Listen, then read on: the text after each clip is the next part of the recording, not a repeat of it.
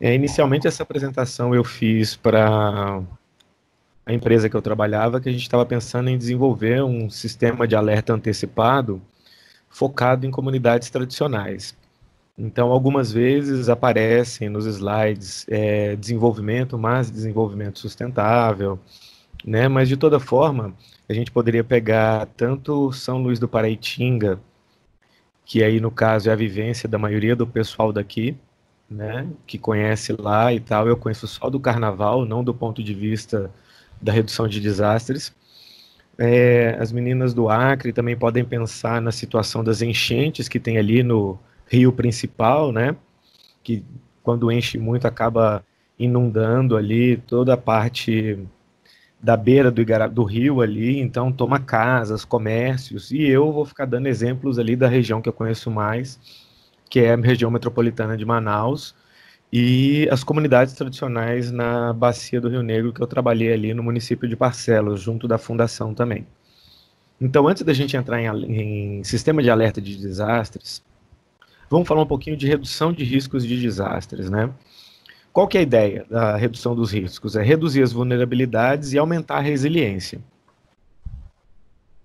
Então, as ações de RRD, elas visam, na verdade, você evitar, ou seja, um trabalho para prevenção e um trabalho para limitar o impacto, né? Que envolve, então, mitigação e preparação para esse potencial impacto que venha a ocorrer, né?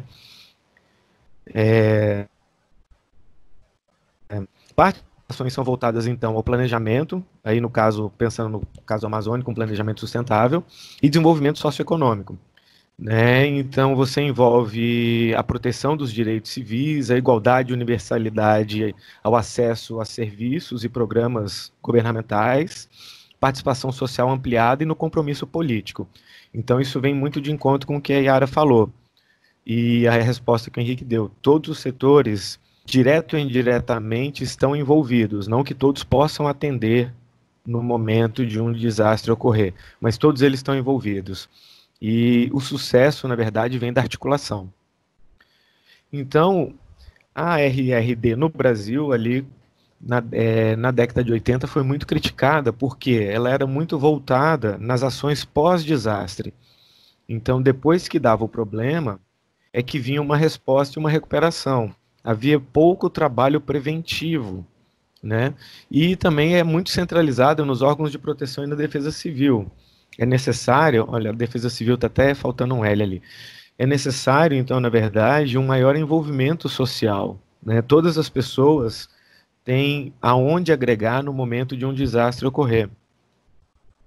Assim como elas estão envolvidas na construção do risco, que o risco é construído, né? Elas também estão envolvidas na solução ao passar esse problema. Então, há uma exigência de formas mais participativas de atuação e inclusão dos atores, tanto nas discussões sobre vulnerabilidade, no desenvolvimento ou desenvolvimento sustentável e na resiliência comunitária. Por exemplo, ali em Manaus especificamente, quando tem enchente ali no Rio Negro, o centro da cidade é tomado por água, lojas ficam embaixo de água, prédios públicos têm seus estacionamentos inundados. E as ações de resiliência quais são? São pós-desastre, então é colocar uma bomba d'água para esvaziar o estacionamento, criar pontes de madeira para a população circular e acessar as lojas. Algumas lojas levantam o muro já para a água ficar do lado de fora. Né? No caso das lojas, levantar o muro ali, você está se prevenindo, você está fazendo antes. Mas a resposta da Defesa Civil em construir pontes e barricadas só vem depois, ou durante o evento ali de desastre, de enchente. E qual seria, então, uma solução para esse problema, que é o que a gente vem vivendo hoje, né?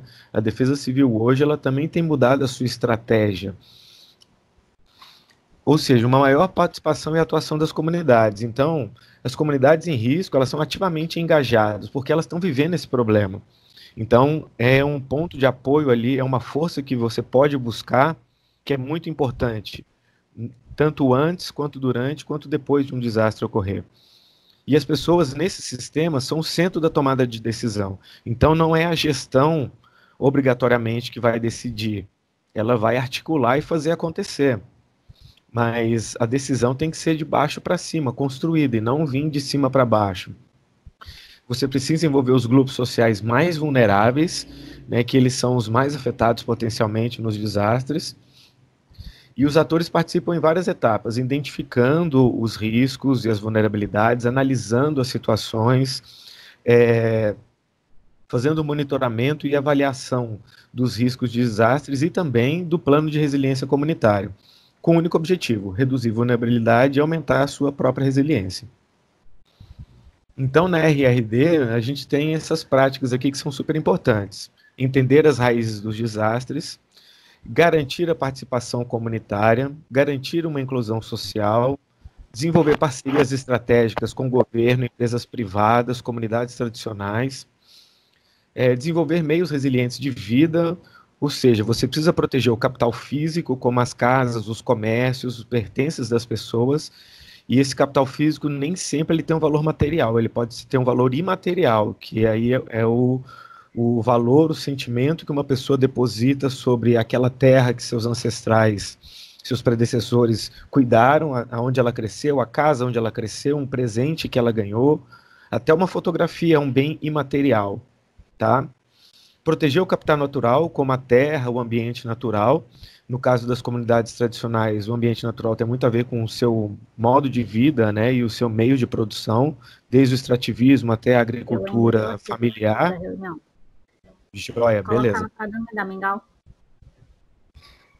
Reforçar o capital financeiro, né, por meio da geração de renda com foco na resiliência. Então é importante também você ter alternativas econômicas e, inclusive, ter algum fundo caso ocorra algum tipo de desastre, tá? E garantir a sustentabilidade. Agora, nesse slide, por que eu coloquei garantir entre aspas? Porque, a meu ver, e é uma coisa muito particular minha, a gente não tem como garantir nada, né? Então, essa garantia só ocorrerá caso a gente consiga cumprir essas etapas aqui minimamente, tá? Para poder ter uma maior chance de sucesso na hora do desastre ocorrer. E agora sim a gente entra nesse sistema de alerta antecipado, né?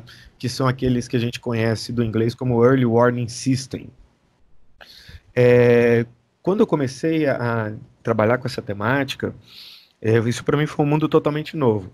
E depois eu tive no CEMADEM, em 2017, naquele congresso Brave, e aí ficou muito mais claro ainda que minutos salvam vidas, dependendo do tipo de desastre. Há desastres que demoram para acontecer, como, por exemplo, um desastre químico, tecnológico, seus efeitos são sentidos um pouco depois e durante um grande tempo, né? Agora, por exemplo, o desbarrancar de um morro sobre uma favela, por exemplo, ou sobre uma mansão na beira da praia, causa um impacto imediato sobre vidas e os bens. Nesse caso aqui, então, focando nas comunidades, o importante nesse sistema de alerta antecipado é o quê? Participação social. Pensando nas comunidades tradicionais amazônicas, o pessoal está lá no meio da floresta, não tem telefone direito, não tem internet direito, mal tem energia elétrica, saneamento básico, esquece. Então, para essas pessoas, durante um desastre, a resiliência é muito importante, porque a ajuda pode demorar muito a chegar, principalmente onde não tem estrada, só se chega de barco ou hidroavião em situações de extremo caos, assim. Então, os elementos básicos para a gente estabelecer um sistema de alerta. Vejam bem que a gente está falando num sistema de alerta. É alertar as pessoas de um problema. É alertar e falar, mano, corre que o que vai desabar tudo. Então, você precisa de um trabalho fenomenal que vai desde o conhecimento técnico-científico sobre o risco de desastre até uma troca de conhecimentos entre as pessoas que estão na ponta, lá, os atores sociais da ponta e os atores sociais estudiosos, vamos chamar assim, que são os técnicos e cientistas. Precisa ter essa troca de informação, precisa ver a percepção do desastre e do risco e da vulnerabilidade de acordo com os atores da ponta. Então precisa ter essa comunicação entre ciência e conhecimento tradicional. E aí eu não me refiro só ao conhecimento tradicional das comunidades ribeirinhas. Falo também do pessoal que mora nas favelas, que mora nos morros, que tem um conhecimento e uma percepção da situação que eles vivem todos os anos no Brasil.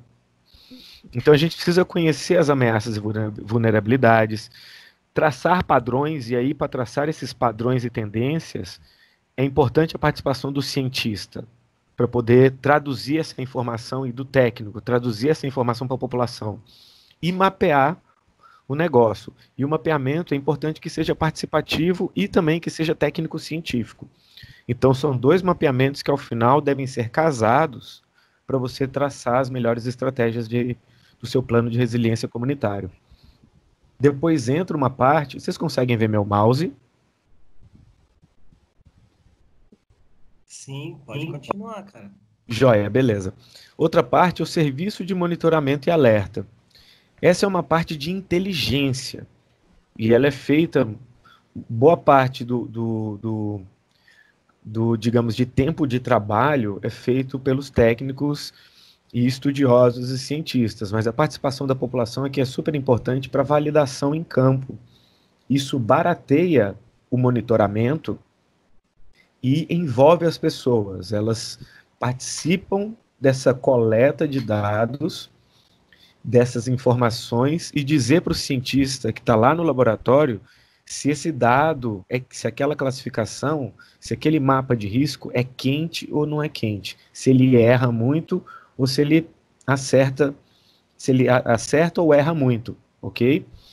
E esse engajamento social é o que faz projetos, e aí no caso vou citar aqui um projeto de conservação, que é o Tamar. O Tamar só deu certo porque envolveu a sociedade local, tanto conseguindo empregos, envolvendo na sensibilização ambiental. Então, voltando para cá, sistemas de monitoramento ao longo do tempo são muito caros e é difícil você sustentar financeiramente. E com engajamento social, a população participando, você barateia o sistema. A ideia não é explorar a população do ponto de vista de trabalho, mas sim envolvê-la nisso, para que ela entenda também que aquela informação que ela traz é super importante, que ela está contribuindo para o monitoramento. A disseminação e comunicação, isso aqui é um ponto-chave crucial do sistema de alerta. A gente vai detalhar ele um pouco mais à frente, mas as mensagens têm que ser claras, os meios de comunicação têm que ser bem escolhidos, e quem passa a informação deve ser confiável do ponto de vista de quem está na ponta, para que a pessoa acredite naquilo e, por exemplo, saia de suas casas, né? E, por fim, a capacidade de resposta. Todos esses três passos anteriores influenciam na resiliência, na capacidade de resposta, porque com o conhecimento dos riscos e o serviço de monitoramento, você pode traçar um plano de rota de fuga, você pode traçar estratégias para cada tipo de desastre que você tenha. E aí aqui tem embaixo, nós temos a nossa equação super conhecida por todos aqui, né? Não sei se as meninas do Acre já viram essa equação. Caso não, podem levantar a mão aí, e que a gente explica mais detalhadamente. Eu, particularmente, tentei... Joia, obrigado. Eu tentei puxar setas aqui para cada caixinha, né? Inclusive, eu esqueci de puxar uma das capacidades para disseminação e comunicação, que tem tudo a ver com capacidades também. Aqui eu não vou me prender muito a esses conceitos, nós estamos estudando eles até o momento, mas esses conceitos têm que ficar claro para a população e para os gestores, para todos os atores envolvidos no processo, tá? Então, só vou passar os slides, depois a apresentação estará disponível. Quem quiser pode ler com mais calma, e tiver dúvida pode me procurar que a gente conversa tranquilamente. Basicamente, essas aqui seriam as etapas para a gente nortear uma proposta ou um projeto para um plano de resiliência comunitária. Vejam bem que agora eu estou falando do plano de resiliência comunitária. O sistema de alerta agora é uma parte do nosso plano de resiliência comunitária. Para ter um plano de resiliência comunitária, você tem que ter um sistema de alerta, né? Então vejam, a gente começou numa caixinha, passamos de uma caixinha para outra e agora estamos num campo maior. E essas etapas aqui não são engessadas, elas não são fossilizadas. Pode-se partir de qualquer etapa e ir em direção a outra, não necessariamente seguindo aqui nossa figura geométrica oval. Você pode sair da contextualização e cair direto na sensibilização. Porque quando você traz a informação científica, contextualiza com a vida daquela comunidade, você pode sensibilizar a comunidade para aquela informação importante que você está trazendo. Você pode até desmistificar coisas para as pessoas. E com isso a ideia é formar redes sociais, mas totalmente diferente do que é o Facebook, com certeza. Aqui é uma rede social onde as pessoas se ajudem, se comprometam por um bem maior, que é sobreviver ao desastre e voltar mais forte depois. Aqui nós temos muitas etapas, né, para a gente identificar essas necessidades e caracterizações de contexto, mas basicamente aqui tem a ver com a percepção das pessoas. Então se as pessoas já tiveram experiência com eventos adversos, o que elas consideram um risco, qual que é a história de ocupação do território, da comunidade, da cidade. Por exemplo, minha irmã mora em Ubá, Minas Gerais. Eu, minha mãe e minha irmã já moramos em Uberaba, Minas Gerais, cidades que estão a mais de 600 quilômetros de distância. As duas têm uma coisa em comum: chove pra caramba, inunda o centro da cidade. Isso tem a ver com a ocupação do território. São cidades construídas dentro de vales. E o centro da cidade é justamente no meio, no centro do vale. E no centro da cidade é que está o comércio, está o banco, está a catedral, a matriz. Então elas passam por eventos parecidos e que geram os mesmos tipos de desastres. E os riscos foram construídos de forma muito semelhante, devido à ocupação do território, por exemplo. Falar de acontecimentos históricos também, que é o resgate da memória, né? E aí, nesse aqui, eu já me lembro aquela senhora, ou aquele senhor da Defesa Civil lá de São Luís do Paraitinga, não lembro o nome dele agora, mas ele é a memória histórica dos eventos de desastres em São Luís do Paraitinga. Esse resgate, como a gente conversou na outra aula nossa aqui, é super importante pegar esse relato que ele tem e transcrever. É a memória. As pessoas acreditam que elas estão preparadas para enfrentar os desastres. Às vezes as pessoas estão aclimatadas, elas não estão adaptadas. Né? O que eu quero dizer com isso? Tem cidades na Amazônia que enche, a pessoa nem sai da sua casa. Ela pega lá uma tauba de pau lá, bota numa janela, atravessa na outra janela e mete o sofá ali em cima. E ali fica um mês, 2 meses até a água baixar. Ela está adaptada, será? Ou será que isso é uma boa adaptação? A adaptação não seria reconstruir ou fazer uma casa flutuante ou mudar a cidade inteira para uma área mais alta? Então eu trago esse conceito da biologia de aclimatação para a nossa situação aqui. Eu nem sei se esse conceito está cunhado no campo da pesquisa de RRD. Lembra até que Vitor e eu conversamos sobre isso no artigo que a gente escreveu lá em 2018, eu acho, justamente, o uso dessa palavra aclimatação. Do ponto de vista biológico, para mim, adaptação tem a ver com genética, é uma coisa que ocorre ao longo do tempo e tem a ver com mutação e seleção natural. Mas eu entendo o uso da adaptação aqui na RRD, né? É um termo que foi emprestado e é muito bem utilizado e intuitivamente, a interpretação dele é muito intuitiva. E, por fim, conhecer órgãos e pessoas responsáveis por atuar nessas situações de emergências localmente. Outra parte importante é o mapeamento das pessoas, de lideranças, essas pessoas que representam e são importantes. Recursos sociais, recursos físicos, recursos financeiros que possam ser usados e disponibilizados antes, durante e depois da ocorrência dos desastres. É super importante também pessoas que possam mediar as relações, né? O advocacy, a negociação. É muito comum grupos que discordam em pontos não quererem sentar nem para conversar, nem pelo bem maior. Então é muito importante haver essa mediação também. Não é porque um grupo não gosta do outro que eles não podem sentar juntos. Existem metodologias específicas para colocar grupos que têm adversidades para sentar juntos e tomar decisões. Tem metodologia para isso. Então, não é um buraco sem fundo. Na verdade, tem uma luz para isso também. Respeitar os hábitos e os valores e os comportamentos das pessoas, né? Então, não adianta pegar uma comunidade que mora à beira d'água e colocar ela como eu citei o caso do Prosamin em Manaus, não adianta aterrar o igarapé, construir ali prédio para a população moral que você rompeu com os costumes tradicionais. O que acontece? O pessoal sai do predinho, vende o que ele ganhou e vai ocupar um outro igarapé. Precisa identificar veículos de comunicação os mais utilizados, né? Por exemplo, uma coisa é aqui em São Luís do Paraitinga, por exemplo, dá para ligar por telefone, todos concordam? Quero ouvir vários sim. Sim. Cri. Claro. É verdade. Perfeito. E em comunidades tradicionais da Amazônia, onde o telefone é um telefone público via satélite que nem sempre funciona. Não tem Global Star. Como pode fazer isso? Ideias. Não tem internet.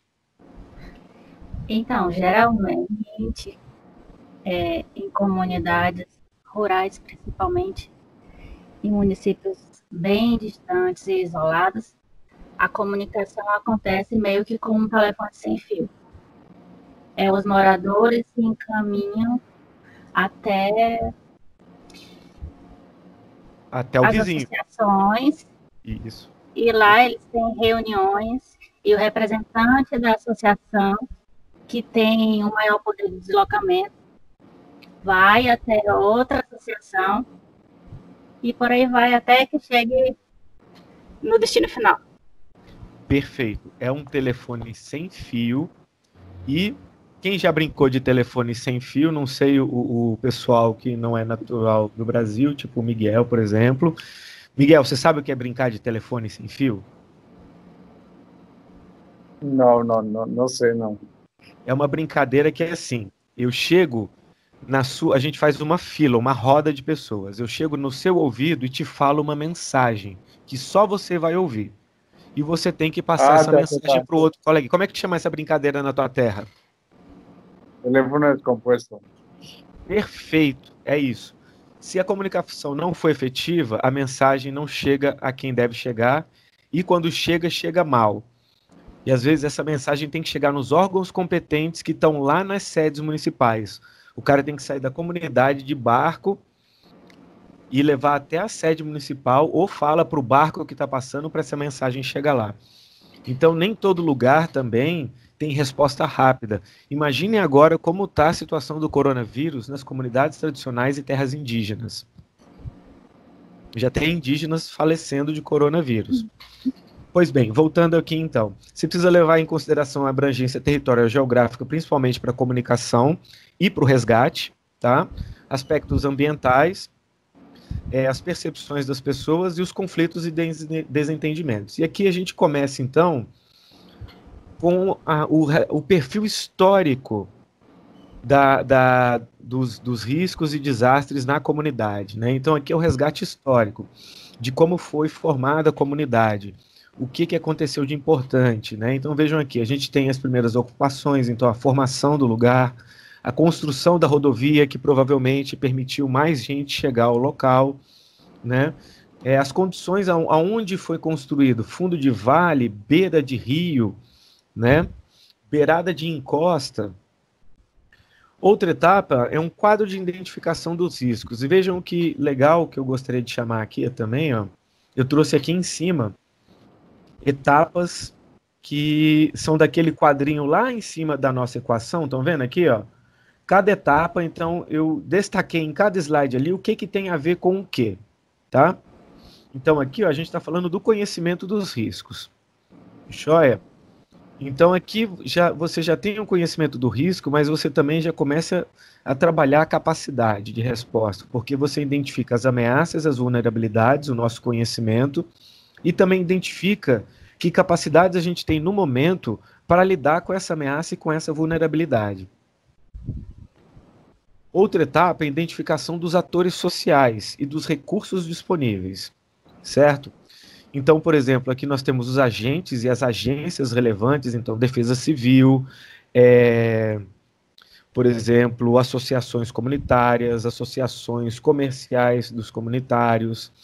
Aqui poderíamos colocar, por exemplo, o FVS, poderíamos colocar o Exército também, no caso das populações ribeirinhas. O Exército tem um navio que viaja de comunidade em comunidade prestando atendimento médico. Poderíamos colocar aqui agora esqueci daquele pessoal que também é uma organização da sociedade civil, mas que também trabalha nos rios.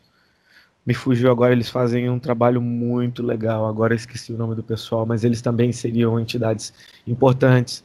Quem que a gente poderia aqui colocar também como uma agência que tem aqui em São José dos Campos, pensando no conhecimento de risco?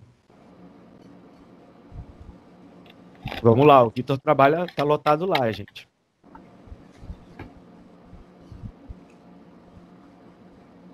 Pode responder, Vitor.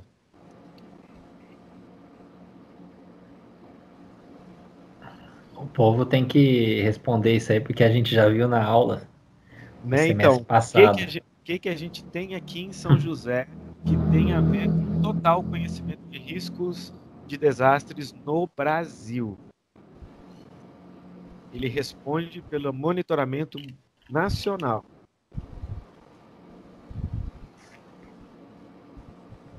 Acho que já falaram aqui num comentário, o CMDM, né?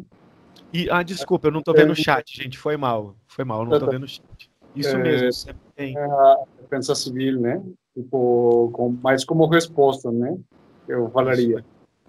Isso mesmo.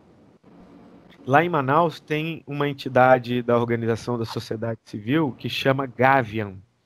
Eles trabalham muito com a sociedade, com a Defesa Civil, a parte de resiliência lá em Manaus. Principalmente sensibilização das pessoas.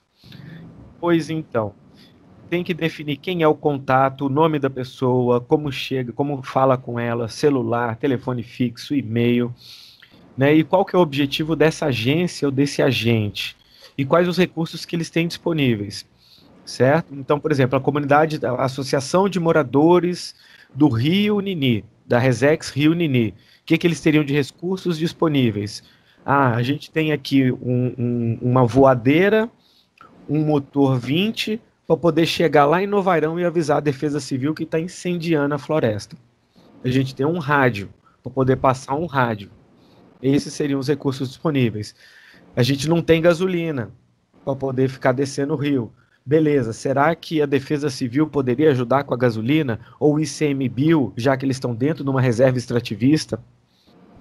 Isso é a identificação do recurso disponível. Quem pode ajudar com o quê?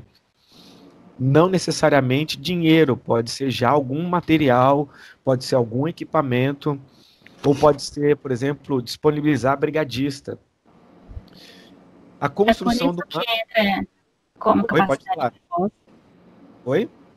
É por isso que entra no item 4 como capacidade de resposta. Ui, desculpa, não consegui entender. Vou aumentar um pouquinho o meu som, pode repetir? É por isso que entra no nível 4 como capacidade de resposta. Perfeitamente, isso mesmo. Está corretíssimo. Posso complementar mais outra coisa? Eu acho também que um dos defeitos do planejamento, não só do Brasil, né? Mas tipo da América Latina, né? Tipo, no México aconteceu o mesmo, né? Que tipo os riscos não estão sendo considerados no planejamento das cidades, né? Então aí você atua no momento da resposta, mas você não prevê, tipo, não faz essas previsões de que tipo de ameaças podem atingir a área que você está desenvolvendo e como que você poderia responder. Aí a gente espera muito e então tem que implementar medidas de resposta, mais que de prevenção nesse caso, né? Porque a gente esquece dessa situação de quando uma cidade está sendo planejada, uma comunidade está sendo planejada, esquece dos aspectos ou das ameaças que acontecem naturalmente no território, mas que podem atingir o território mesmo, né? Perfeito, Miguel, isso mesmo. E aí eu faço um complemento que realmente isso não é feito, mas isso é previsto nos planos diretores municipais. Você tem incluído é, monitoramento, plano de resposta a desastres. Deveria ter nos planos diretores municipais e deveria ser levado em consideração no desenvolvimento das cidades. Inclusive também, isso é uma outra coisa que é prevista nos planos de desenvolvimento integrado das regiões metropolitanas, mas infelizmente realmente não é seguido. A gente até tinha essa mensuração naquele Munic 2017, que são as informações municipais que eu passei no chat naquela última aula, e que agora a gente já não acha mais no Munic de 2018 quais municípios têm ou não têm isso, essa informação foi retirada. Né? Mas isso é previsto deveria ser feito, pelo menos. A construção do mapa comunitário de riscos, então, se a gente está falando de mapa comunitário, não é só o mapeamento feito em laboratório por sensoriamento remoto, modelos, né? Aqui entra muito também a cartografia social, né? Estudos com a participação de sociólogos também, para trazer essa percepção das pessoas da ponta, né? Então, você basicamente identifica o risco, fala onde ele está, tenta quantificar o número de pessoas expostas, quais os impactos e os danos esperados, e também identifica áreas seguras. Novamente, então, a gente está conhecendo o nosso risco e também procurando já os locais para a gente atuar nas capacidades de resposta. Para esse mapa, então, o importante no caso das comunidades ou das cidades ou dos bairros, né? Vamos pensar em bairro, por exemplo. É importante a gente chegar numa unidade amostral também que permita a gente atuar. Então, vamos pensar em São Luís do Paraitinga, a gente tem que fazer isso por bairro, né? Para que as associações de bairro possam atuar na capacidade de resposta. E a gente vai ver mais à frente que essas associações de bairro podem trabalhar como agregadoras de vários processos durante o desastre e até antes dele. Localizar áreas vulneráveis, quais as ameaças nessas áreas, identificar as moradias, edificações, saber de quem que é, para saber quem que está sob risco, tem que conhecer a demografia daquela família, então, de repente, naquela casa tem uma pessoa que tem necessidade especial, tem uma pessoa que não pode responder por si, então você precisa ter alguém durante o momento do desastre atenta ao resgate dessas pessoas, nem todo mundo consegue sair correndo para fora de casa. Tem família que tem 2, 3 filhos pequenos. Né? E se acontece de noite, como é que faz? Tem gente que não acorda com a sirene. Tem que ter outros meios efetivos para poder acessar essas pessoas e salvar as suas vidas. E isso tudo, desenhando a comunidade, vai indicar para a gente, então, principais rotas de fuga, pessoas que merecem maior atenção, quem pode ajudar quem, né? Esse aqui também a gente já falou um pouco, né, da construção do mapa comunitário, só que aqui a gente traz, por exemplo, o que pode ser mais usado na resiliência. Então, por exemplo, as escolas, abrigos, núcleos e associações, hospitais, postos de saúde, igreja, e agregar outras informações importantes que a comunidade ache necessária para melhor utilização do mapa. Por exemplo, as rotas de fuga, né? Aqui já seria uma parte que tem a ver com conhecimento e também com monitoramento e alerta, que seria o nosso calendário de desastre. Quando ocorre, né? Então, eu sei, por exemplo, lá na minha comunidade do Nini, no Rio Nini ali, na Resex Rio Nini, que, mano, todo agosto e setembro seca. E a chance de ter fogo é muito grande.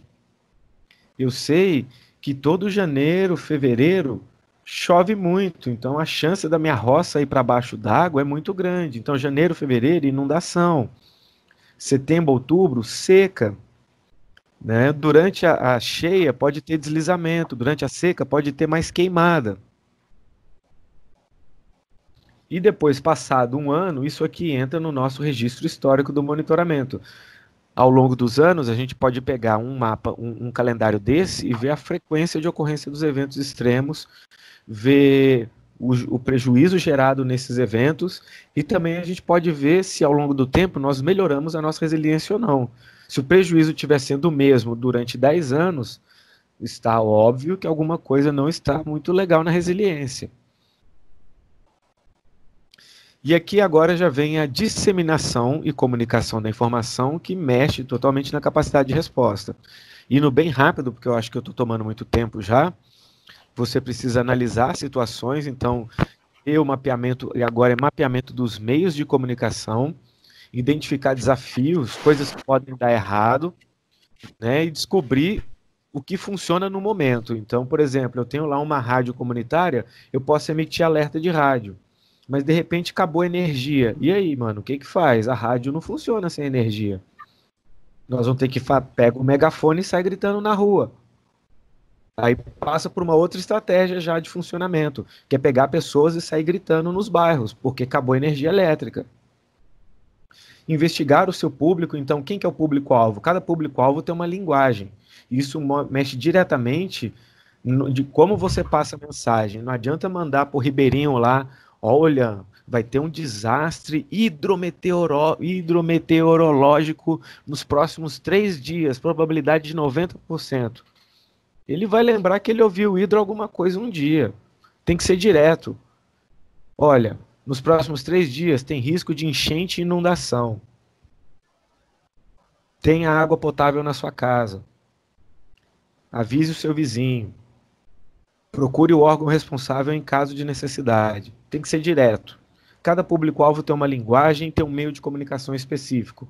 Lá nas nossas comunidades, o cara sai, fala com o vizinho fala com o vizinho, enquanto um está aqui, o outro está indo lá na associação de comunitário, o outro já vai ver se o rádio está funcionando, o outro já pega o rabeta ou a voadeira. Rabeta e voadeira são...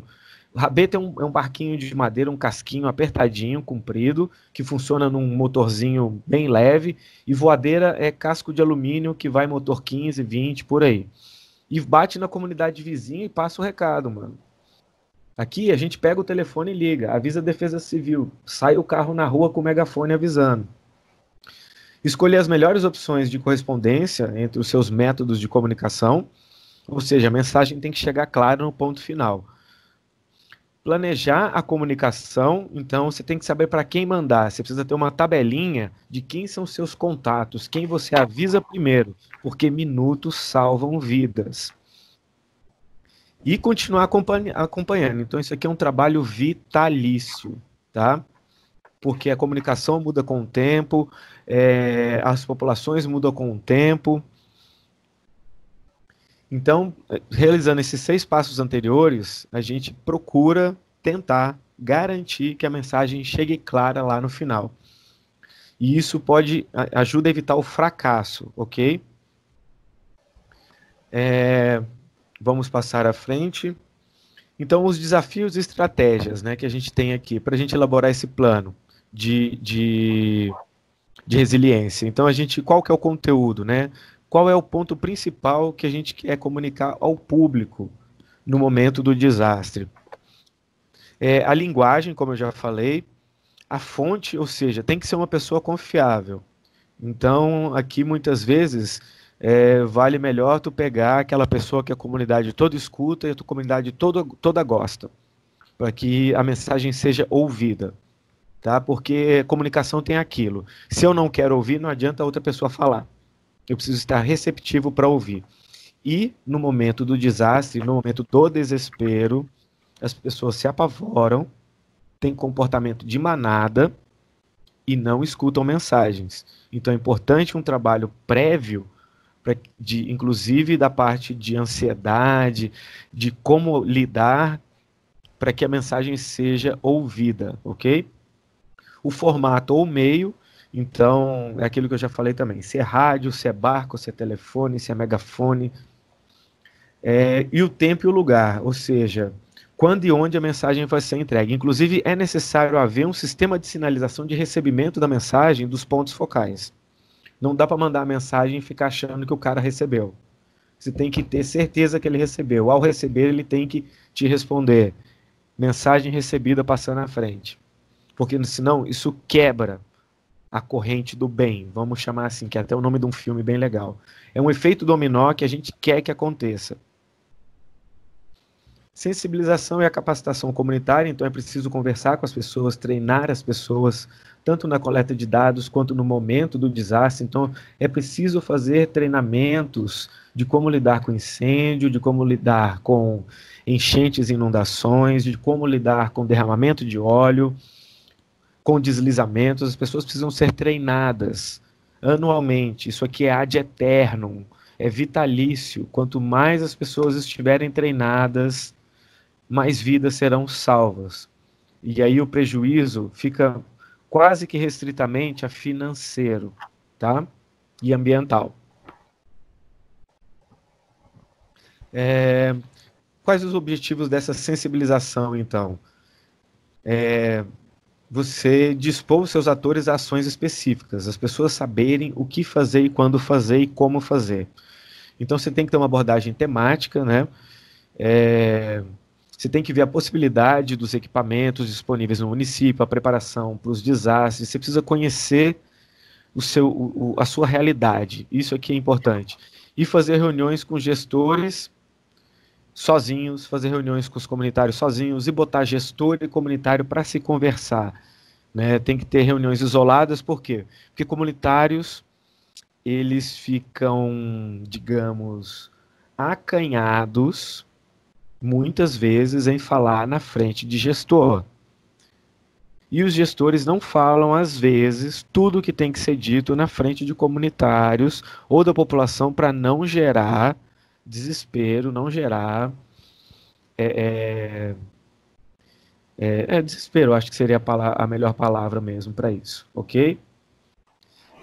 As reuniões têm que ser feitas em locais que sejam acessíveis, em horários acessíveis, e tem que ter um tempo de duração que respeite, inclusive, as pessoas mais velhas e quem tem criança, porque essas pessoas devem participar das reuniões. Elas são grupos vulneráveis, inclusive, ok? E você tem que ver os seus recursos que você tem ali para poder fazer a sua melhor apresentação, escolher a sua melhor estratégia. Se tiver uma pessoa que possa fazer aqueles desenhos no momento da reunião para ajudar a explicar para os comunitários, melhor ainda. Eu vou pedir só 30 segundos que eu preciso beber uma água, ok?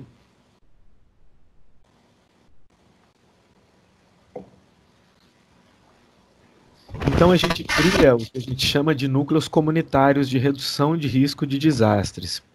Esses núcleos têm uma finalidade, né, junto com a proteção, com a defesa civil, é desenvolver um processo de orientação permanente da população, que é o trabalho que eu falo que é vitalício, né? Para quê? Para aumentar a resiliência e diminuir a vulnerabilidade. E quem pode participar, ou aliás, quem deve participar? Todos devem participar, tá? Quais os objetivos desses núcleos, então? A participação social dos indivíduos nas ações de redução de risco de desastres, pensar em soluções contextualizadas para aqueles riscos identificados, priorizar ações, inclusive, porque às vezes o cientista tem uma visão de prioridade e a comunidade tem outra, e a gestão tem uma terceira. Então, há de se chegar a um denominador comum de qual é a prioridade, ok? Preparar as comunidades para enfrentar essas situações, então são os treinamentos, sensibilizações, conhecimentos, reuniões, os canais de comunicação permanentes, né? Então, eu estou responsável, eu sou o técnico, eu vou emitir o alerta. O Vitor é a pessoa para quem eu estou passando esse alerta, e a responsabilidade do Vitor é passar para o Miguel. Se o Vitor não falar com o Miguel, acabou a responsabilidade do Vitor? Não, o Vitor vai para a próxima pessoa da lista, que aí pode ser, por exemplo, a Yara, ok? E ele tem que ir, é igual aquelas correntes de pai, sabe? Pais e alunos de escola, né? Então, a sua responsabilidade só acaba quando você conseguiu chegar no outro, e ainda assim acaba relativamente, ok? E promover essas campanhas educativas, promover workshops, promover gincanas, também é super importante para essa sensibilização da população. Então, os núcleos, eles vão atuar. Quem pode ser núcleo? O núcleo pode ser na escola, no clube, na associação de moradores, nas unidades de saúde, nas instituições religiosas, são todos pontos relevantes para serem esses núcleos de redução de risco de desastre, e cada um com a sua colaboração e expertise, inclusive. É nesses núcleos que vão ocorrer, então, as oficinas de mapeamento, oficinas de gestão, o planejamento para os riscos, ações de promoção de qualidade de vida, mobilização e articulação local, institucional, dos moradores. É onde também um local para onde você poderia levar as dúvidas para serem respondidas na próxima reunião. E várias vigilâncias, né? Quem pode ser? Vigilância sanitária, ecológica, epidemiológica, unidade de saúde. Por exemplo, se a gente pensar em Manaus, por exemplo, o CIPAM poderia atuar fortemente também ajudando nessa parte como um núcleo, trazendo informações importantes. Não sediando reuniões, mas trazendo informações sobre o ciclo hidrológico amazônico, por exemplo. As atividades dos núcleos, então, né, quais seriam, por exemplo, identificar as vulnerabilidades, as ações de RRD necessárias, como desenvolver essas ações, quem são os responsáveis, agentes e agências a envolver, qual é o período que ocorre isso, e os recursos. Vejam que construir, esse é um quadro, todos os quadros têm que ser explícitos. A visão das pessoas tem que ficar pregada em algum lugar, as pessoas têm que ver, ler e saber, porque continuamente elas vão se apropriando dessa informação. Sobretudo, aqueles que trazem os responsáveis, que trazem informação com quem você deve falar. E continuamente deve ser feita a avaliação dos resultados, né? Ou seja, as perguntas geradoras, esses aspectos têm que ser avaliados. A gente está fazendo a pergunta correta? Então você revê o seu sistema sempre, tanto o sistema de alerta, quanto o seu sistema de comunicação, quanto o seu calendário de redução de risco de desastres. Né? Quais variáveis nós vamos medir? Quais são os indicadores? O que esses indicadores trazem de informação? Óbvio, não dá para medir tudo. Se não dá para medir tudo, quais são os mais relevantes? O onde, né? Com que público-alvo? Todos os participantes? A gente vai chamar todo mundo? A gente vai avaliar isso por amostra. O quando? Ao final do projeto, a gente vai ver de ano a ano, um projeto que a gente tem financiamento de 2 anos só, e a gente só vai avaliar no final, para escrever um novo financiamento e tocar para frente mais 5 anos para trabalhar São Luís do Paraitinga? Ou não, ou a gente vai fazer essa avaliação anual, e ao final do projeto a gente vai ter uma outra avaliação. Essas avaliações são importantes porque é uma mensuração da nossa efetividade, ok? E como que a gente mede? Que ferramenta que vai utilizar? Questionário, discussão em grupo, é qualitativo, é quantitativo? Nós vamos medir, no caso de ser, nós vamos medir o número de imóveis que foram para baixo d'água ao longo de 10 anos do nosso plano de construção de resiliência comunitária? Ou nós vamos medir financeiramente os prejuízos? E vejam bem, número de imóveis não é igual ao prejuízo financeiro. Você pode ter uma fábrica na beira d'água que o prejuízo foi milionário. Prejuízo para quem? Também é importante. Número de pessoas atingidas, né? Por fim, você tem que rever se os seus indicadores são úteis, né? Se a sua população, se os seus gestores entendem os seus indicadores, se as pessoas estão motivadas a agir diante do risco da vulnerabilidade. Tem gente que não se sente confortável, é igual sentar na porta de emergência do avião. Você compra aquela passagem do lado da saída de emergência. O que a aeromoça ou o aeromoço fala?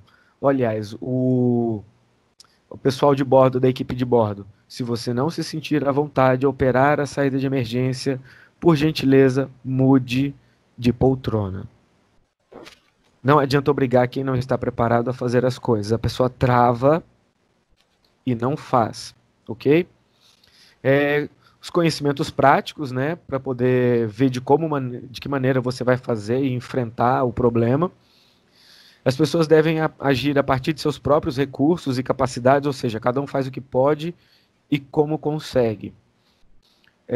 Quem participa das tomadas de decisão de todos os processos, obviamente não dá para consultar todo mundo, então a comunidade vai trazer a sua opinião e vai levar para o gestor a opinião dela, lembrando que a opinião dela é de dezenas a centenas de pessoas, mas lá na votação o representante da comunidade vai chegar e vai falar para ele, ó, nós precisamos disso, o nosso voto é esse. O gestor da unidade de conservação vai chegar e vai falar, meu voto é esse. O prefeito vai chegar e vai falar, olha, meu negócio é isso aqui, o governador isso aqui, a defesa civil acolá.